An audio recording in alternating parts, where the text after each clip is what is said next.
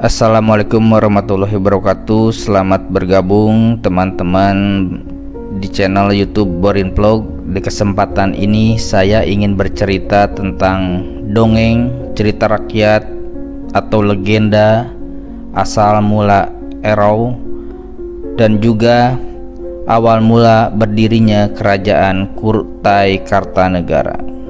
Kerajaan Kutai Kartanegara yang berada di Kalimantan Timur. Di lereng sebuah gunung di daerah Kalimantan Timur terdapat sebuah dusun bernama Jaitan Layar. Di dusun itu tinggallah seorang petinggi dan istrinya. Meskipun sudah menikah puluhan tahun, mereka belum juga dikaruniai seorang anak. Meskipun demikian, mereka tidak pernah putus asa dan terus pergi bertapa.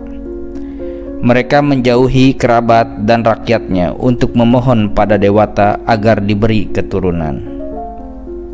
Pada suatu malam, ketika mereka sedang tertidur nyenyak, tiba-tiba ada suara gemuruh di halaman rumah mereka.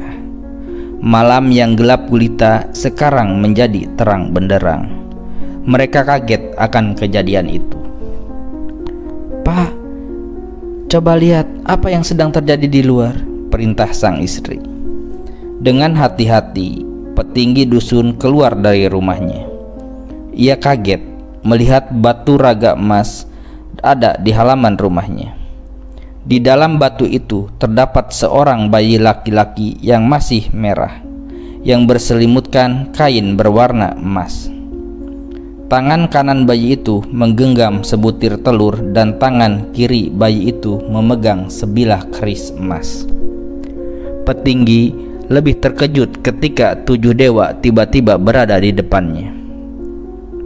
"Bersyukurlah karena kami mengabulkan doamu," ucap salah satu dewa. "Ketahuilah, bayi ini bukan bayi manusia biasa, tetapi keturunan dari kayangan. Oleh karena itu, kamu tidak boleh menyia-nyiakannya. Cara merawat bayi ini pun berbeda, tidak seperti bayi pada umumnya. Bayi ini tidak boleh diletakkan sembarangan di atas tikar. Selama 40 hari dan 40 malam harus dipangku oleh para penduduk di daerah ini. Jika ingin memandikan bayi ini, tidak boleh dengan air biasa, tetapi dengan air yang diberi bunga-bungaan," pesan dewa yang lainnya.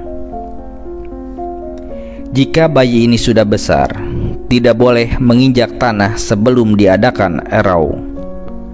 Saat upacara tincak tanah atau menginjak tanah, kaki anak ini harus menginjak kepala manusia yang masih hidup dan kepala manusia yang sudah mati. Selain itu, kaki anak ini juga diinjakan pada kepala kerbau yang masih hidup dan kepala kerbau yang sudah mati. Jika anakmu hendak mandi di sungai untuk pertama kalinya, engkau harus mengadakan erau mandi ke tepian. Sama halnya seperti upacara tinjak tanah," ucapnya lagi.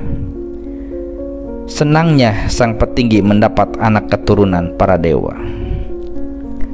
"Terima kasih wahai dewa, saya berjanji akan melakukan semua perintah dewa," kata sang petinggi sambil menyembah.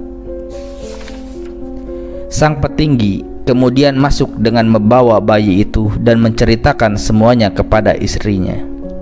Alangkah bahagianya sang istri dipercayakan untuk merawat anak dari kayangan. Tiba-tiba bayi itu menangis. Kedua suami istri ini kebingungan. Sang istri sudah tua dan tidak mungkin memiliki air susu. Akhirnya sang petinggi membakar dupa dan setangi. Lalu sambil menyambur beras kuning, ia memanjatkan doa kepada para dewa agar diberikan petunjuk.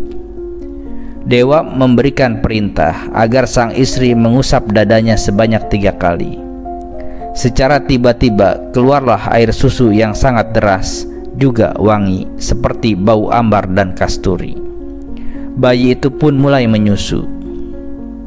Setiap hari sang petinggi dan istrinya merawat anaknya dengan sangat baik.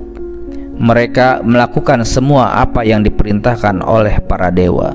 Sesuai petunjuk para dewa, anak itu diberi nama Aji Batara Agung Dewa Sakti. Ketika Aji Batara Agung Dewa Sakti telah menginjak usia 5 tahun, anak seusia Aji pasti ingin bermain di luar rumah bersama teman-teman sebayanya. Ia juga ingin sekali mandi di sungai seperti anak-anak lain. Ia sangat bosan dikurung di dalam rumah terus. "Ayah, ibu, bolehkah Aji bermain di luar bersama teman-teman yang lain? Bolehkah Aji mandi di sungai seperti anak-anak yang lainnya?" tanya Aji kepada orang tuanya. Mendengar pertanyaan anaknya itu, sang petinggi kemudian teringat akan pesan para dewa. Maka ia dan istrinya bersama seluruh penduduk dusun mempersiapkan Erau. Dalam pesta Erau digelar acara tincak tanah dan mandi ke tepian. Upacara Erau berlangsung sangat meriah selama 40 hari 40 malam. Sesuai petunjuk dewa, petinggi menyembelih berbagai macam binatang dan menyiapkan beberapa orang untuk diinjak kepalanya oleh Aji Batara Agung pada acara tincak tanah. Dalam upacara tincak tanah dan mandi ke tepian, Aji Batara Agung diarak dan kakinya dipijakan kepada kepala binatang dan manusia yang telah diselimuti kain kuning. Lalu Aji diselimuti kain kuning dan diarak ke tepian sungai. Di tepian sungai, Aji dimandikan kakinya serta dipijakan pada besi dan batu. Kemudian semua penduduk Jahitan Layar turut mandi, baik wanita maupun pria, baik orang tua maupun orang muda. Lalu memberinya pakaian kebesaran. Setelah itu mereka mengarak kembali Aji ke halaman dengan dilindungi payung agung, diiringi dengan lagu gamelan Gajah Perwata dan bunyi meriam sapu jagat. Sesaat kemudian, tiba-tiba terdengar suara dentuman guntur yang sangat dahsyat mengguncang bumi, disertai hujan panas turun merintik.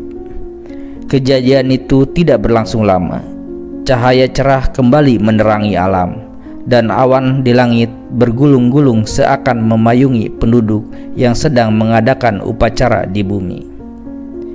Para penduduk kemudian menghamparkan permadani dan kasur agung, lalu membaringkan Aji di atasnya.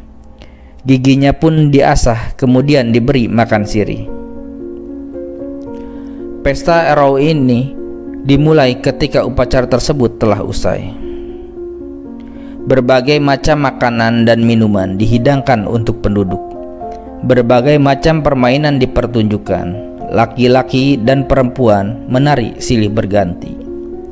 Juga tidak ketinggalan acara adu binatang dipertontonkan. Keramaian ini berlangsung selama 7 hari 7 malam dengan tiada putusnya.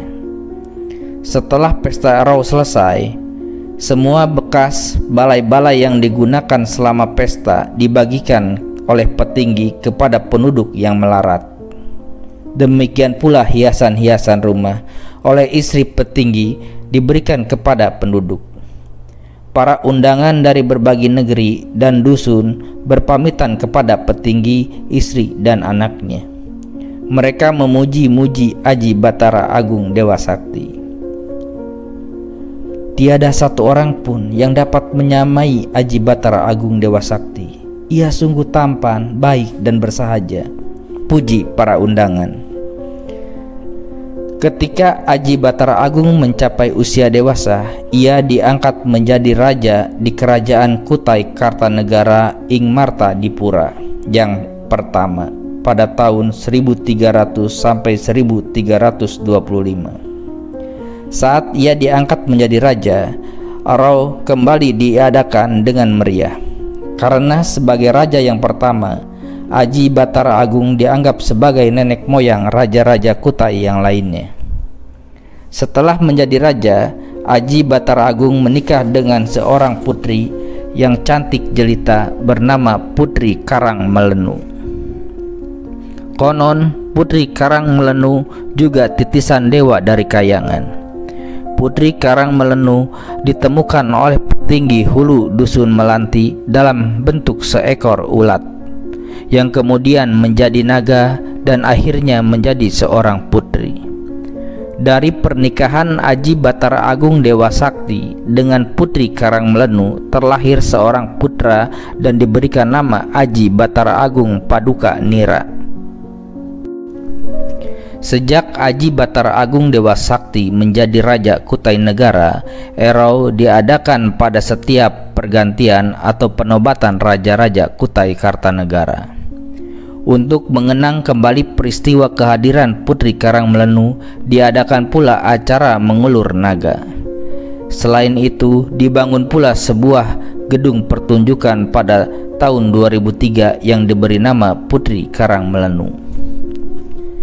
Ya, itulah cerita dari Kalimantan Timur, ya, dongeng asal mula kerajaan Kutai Kartanegara dengan raja pertamanya bernama Aji Batara Agung Dewa Sakti.